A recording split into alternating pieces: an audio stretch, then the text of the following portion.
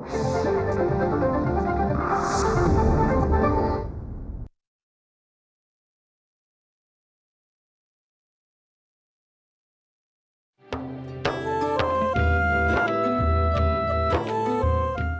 माहित होतंच ही घाणेरडी गोष्ट ना तूच करू शकतोस. तुम्ही कर्नाल सोडून का नाही जात? तुमचं तर कामही पूर्ण झालंय. माझं कर्नालमध्ये अजूनही काम बाकी आहे. आणखीन कोणतं काम बाकी राहिलंय? मी कर्नालला आलो होतो इथल्या बेस्ट डान्सरला घेऊन जायला. ही गोष्ट तर तुम्हालाही चांगलीच माहिती आहे की कर्नालमध्ये ट्विंकलपेक्षा चांगली डान्सर नाही. रोशनी, ही गोष्ट तुम्हाला पण माहिती आहे की ट्विंकलपेक्षा चांगली डान्सर कोण आहे. मला तर बस रोशनीचीच चिंता आहे.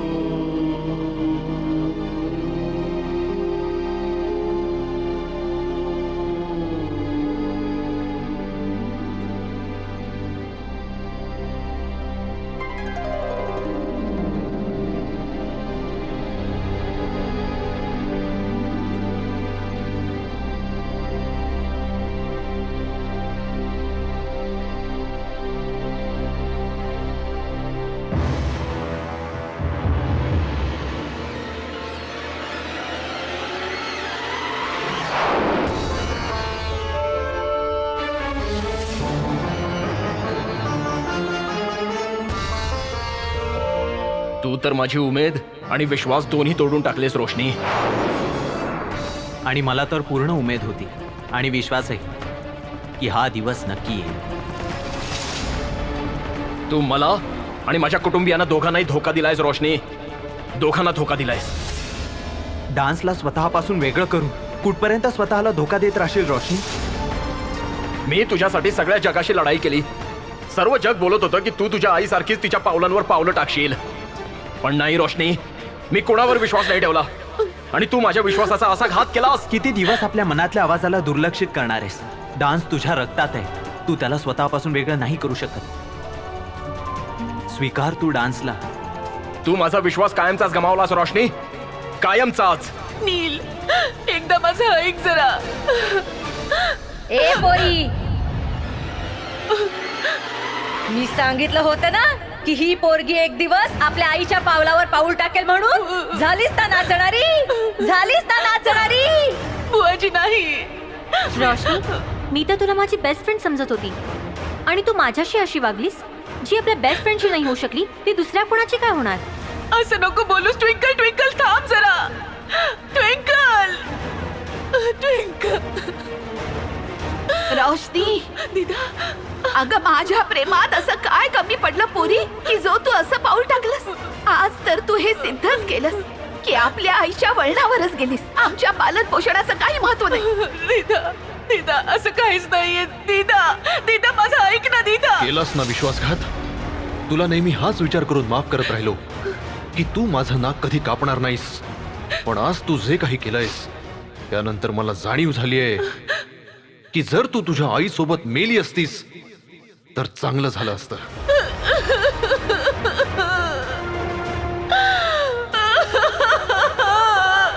तू तर माझी उमेद आणि विश्वास दोन्ही तोडून टाकलेस रोशनी. रोशनी, मी तर तुला माझी बेस्ट फ्रेंड समजत होती जी आपल्या बेस्ट फ्रेंडशी नाही होऊ शकली ती दुसऱ्या कोणाची काय होणार? झालीस ना तू माझा नाचणारी, विश्वास कायमचाच गमावलास रोशनी, झालीस ना कायमचाच. नाचणारी, झालीस ना नाचणारी.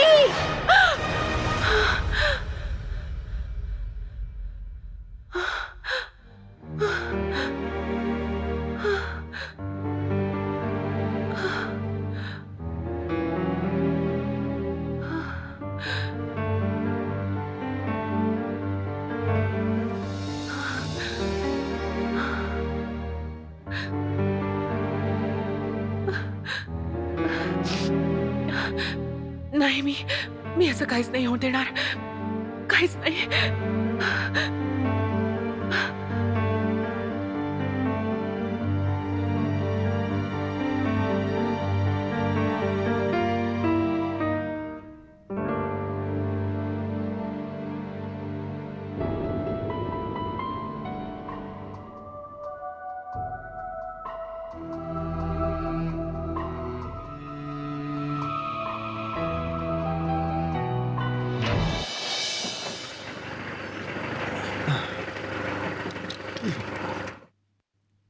सावकाश भाऊ, सावकाश सावकाश.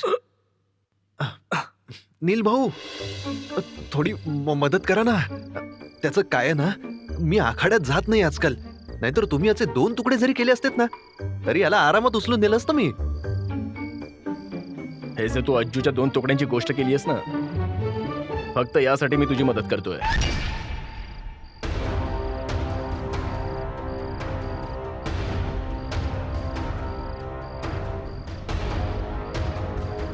चल सोडा, सरळ उभा राहा, नाहीतर चल.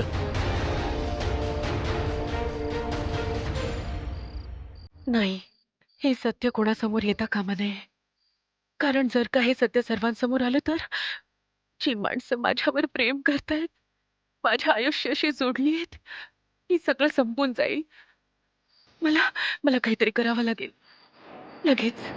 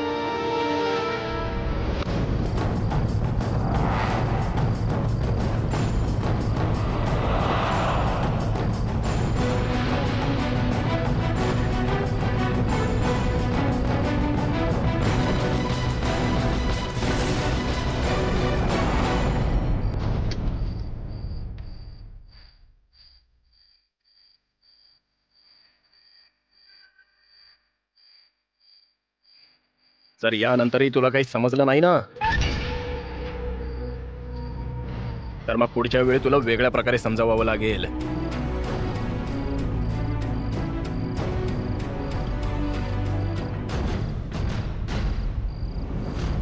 भाऊ, हा कुर्ता काढा तुम्ही.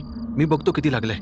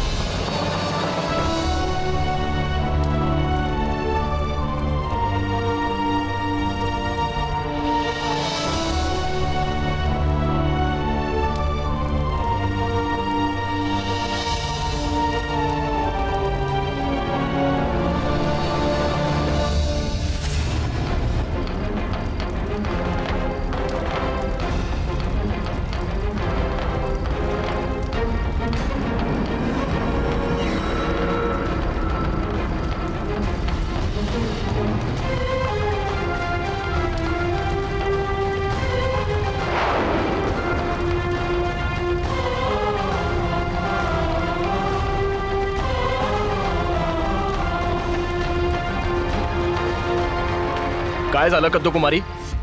हा, तसा तर फटाके पाहून तुला खूप घाम फुटतो आणि इथे तर तू आगीशी खेळतेस. आता भीती नाही वाटली का तुला? बोल. हे जाळूनच स्वतःच्या भीतीला नष्ट करतेय मी. असं काय जाळलंस तू आज?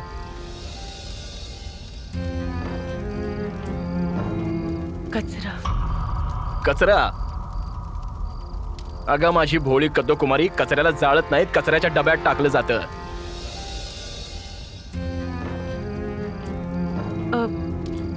हो, ते मी फटाक्यांच्या कचऱ्याला जाळूनच आपल्या भीतीला नष्ट करण्याचा प्रयत्न करतेय. जे होतं ते सर्व उरलं सुरलं सर्व जाळून टाकलं. एकाचीही निशाणी शिल्लक नाही ठेवली मी. म्हणजे पुढे जाऊन हे कुणाला त्रास देणार नाही.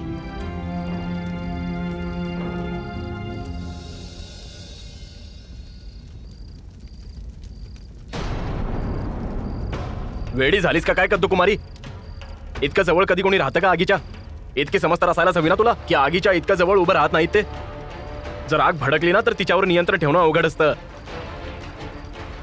माहितीये मला, पण हेही माहितीये की जोपर्यंत तू सोबत आहेस कोणतीही आग भडकण्यापूर्वीच विझवून टाकशील.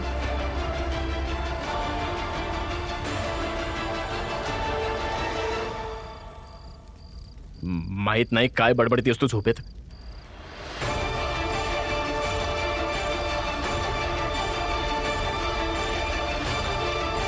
मागे हो. आता हे सत्य कायमच संपून गेलंय. आता कदाचित मी शांतपणे झोपू शकेन. नील, खूप रात्र झालीये. मी आज जाते, तू पण घरी जा. थांब.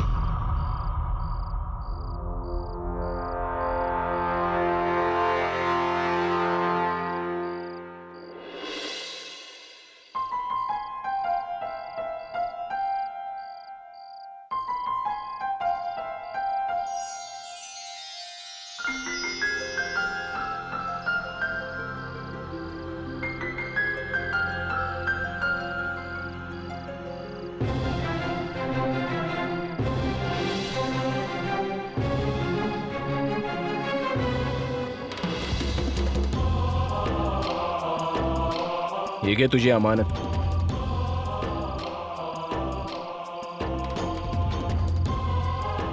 झुमके तुझ्या लक्षात होतं नील? मोठ्या मुश्किलीने मागतेस तू माझ्याकडून. मग तुला आणून कसं नाही देणार हे?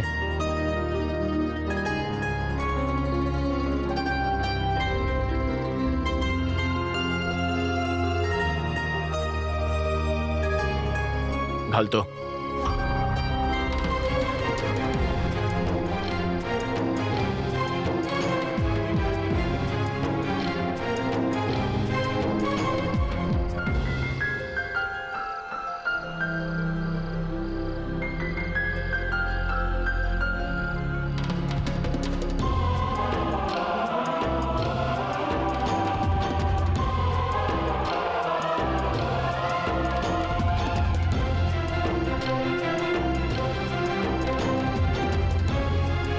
आता असं सारखं सारखं वळून पाहू नकोस का कुमारी?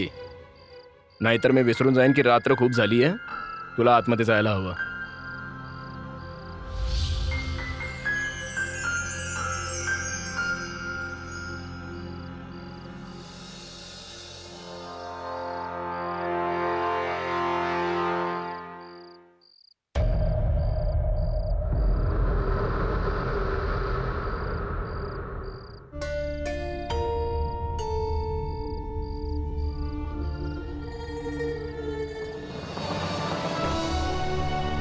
मी बाहेर त्या डान्सच्या कपड्यांसोबत गेले होते, पण परत आले ते नीलच्या झुमक्यांसोबत. हे शीतला माते, काय आम्ही तुमचा निर्णय समजू?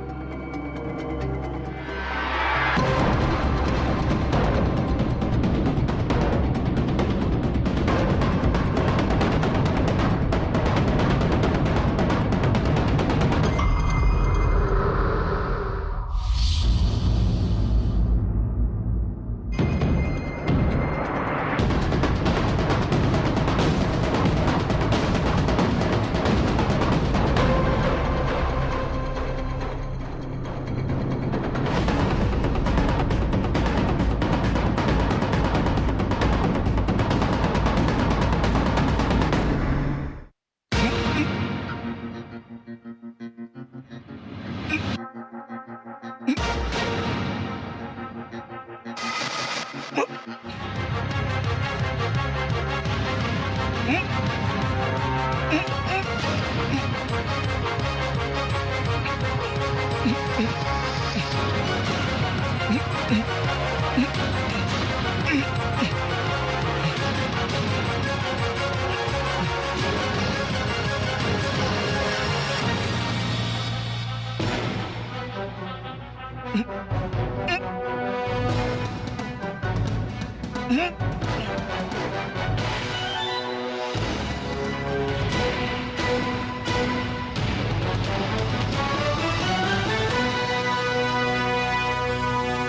सोडा, थांबा, एकेकाला दाखवतो. कोण आहे? अरे सोडा माझे हात.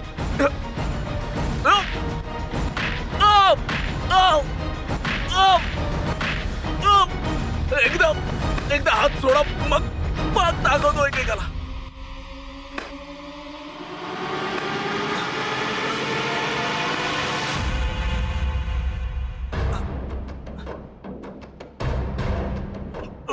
सोडा त्याला.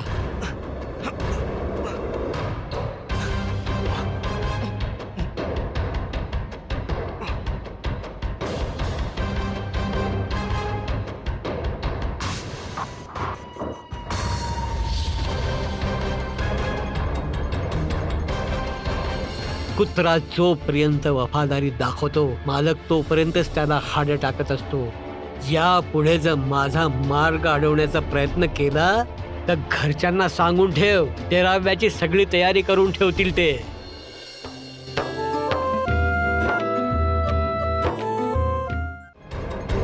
दारजी तुम्ही? काय झालं? तुझी गरमी शांत नाही झाली का अजून?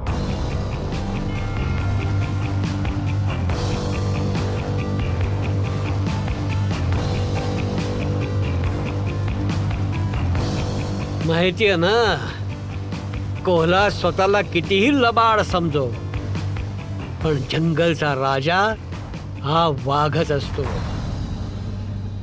पण असं वाटतंय की हे वाक्य तू बऱ्याच दिवसापासून विसरून गेला होतास. म्हणून तर तू मला टोमणे मारत होतास, धमकी देत होतास. काय समजलास तू? माझे केस पांढरे झाले, काठी घेऊन चालतो मी, म्हणून मी म्हातारा आणि कमजोर झालो का? ही काठी तुझ्यासारख्या कृतज्ञ लोकांना धडा शिकवण्यासाठी हाती घेतली. मला सांग का जरा, तुझं वय किती रे? 24 वर्ष. 24 वर्ष.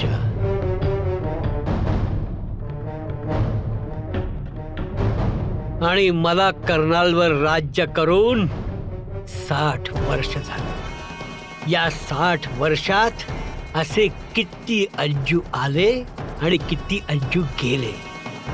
चौधरी एकच होता, एकच आहे आणि एकच राहील.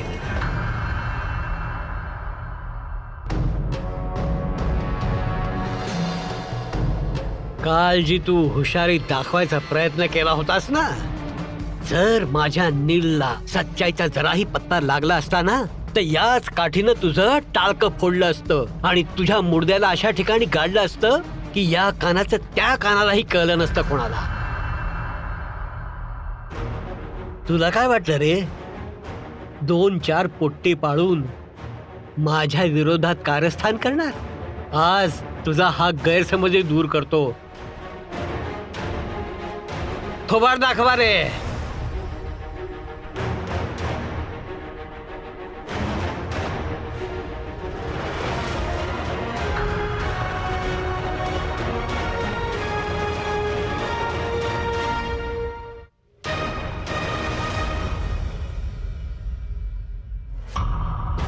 तुझीच माणसं आहेत ना ही, पण जर मी इशारा केला ना तर पुन्हा कुत्र्यासारखी तुडवती तुला, कुत्र्यासारखी. कळलं?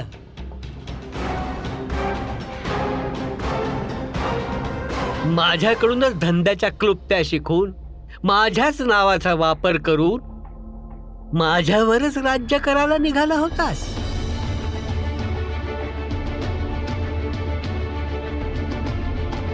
कुत्रा जोपर्यंत वफादारी दाखवतो मालक तोपर्यंतच त्याला हाडं टाकत असतो. समजला ना? आज तर मी तुला सोडून देतो, पण एक लक्षात ठेव, यापुढे जर माझा मार्ग अडवण्याचा प्रयत्न केला तर घरच्यांना सांगून ठेव, 13व्याची सगळी तयारी करून ठेवतील ते. आणखीन एक लक्षात ठेव, ज्या गादीवर तुझी नजर आहे ना, ती गादी माझी आहे. माझ्या नंतर माझा नातू नील याचीच होईल. तुझी जागा नेहमी माझ्या पायाशीच आहे आणि पुढेही नीलच्या जोड्यांच्या जवळच असेल.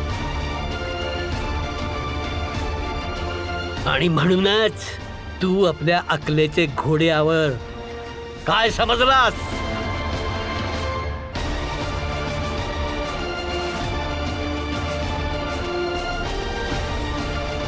हो दारजी. फेकून द्या याला याच्या घरी. दारजी, ही लढाई इतक्या सहजासहजी नाही संपणार. ही तर सुरुवात आहे. आज तुला जिल्हा परिषदेला जायचंय. एका जमिनीचा लिलाव आहे. ती जमीन मला कोणत्याही किमतीवर पाहिजे. हे काम तर होऊन जाईल. अम्मा सकाळ सकाळी दारजी माझ्या रूम मध्ये आले होते. खूप मोठी जबाबदारी टाकली त्यांनी माझ्यावर आज. अम्मा पहिल्यांदाच दारजीने माझ्यावर एक काम सोपवलंय. दारजींना माझ्याकडून खूप अपेक्षा आहेत आणि मला ना त्यांच्या सर्व अपेक्षांवर खरं उतरायचंय. अम्मा मला ना अगदी दारजींसारखंच व्हायचंय. म्हणजे जर मी कुठे उभा असेल ना तर लोक मला बघून म्हणतील, ते बघा दारजींची सावली.